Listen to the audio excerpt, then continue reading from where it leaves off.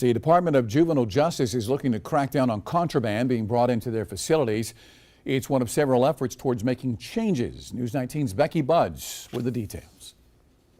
We're only down 4 psychologists, but those 4 psychologists, that's huge with the number of evaluations we do. Department of Juvenile Justice Director Eden Hendrick explaining to lawmakers Wednesday that staffing continues to be a challenge. She says the Broad River Road campus has a 52% vacancy rate with 176 officer positions vacant agency-wide. I mean, it's great to get new people in the front door, but you have to keep them. Hendrick's presentation comes nearly a year after she took over for former director Freddie Pugh, who resigned following protests from some employees who said they had to work 24-hour shifts and feared for their safety.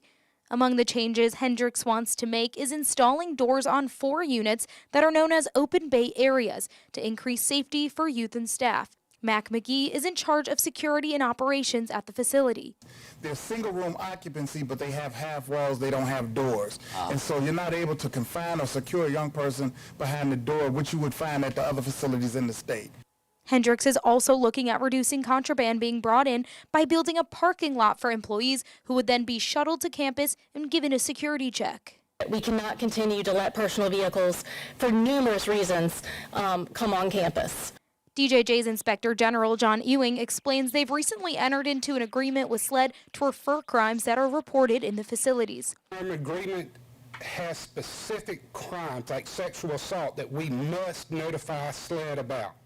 We also have certain crimes that we notify SLED about, and we have a discussion whether or not DJJ handles it or whether or not SLED handles it. Reporting in Columbia, Becky Buds, News 19 WLTX.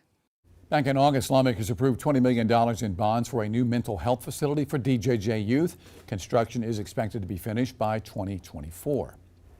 Concerns over the agency are not new. Reported issues first started to come to light after a major riot in February of 2016. The incident lasted about 4 hours at DJJ's Broad River Road site.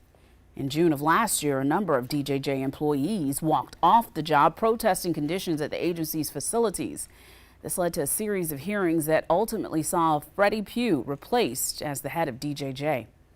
And in May, a teenager was caught with a gun at Columbiana Mall, also snuck that gun into DJJ.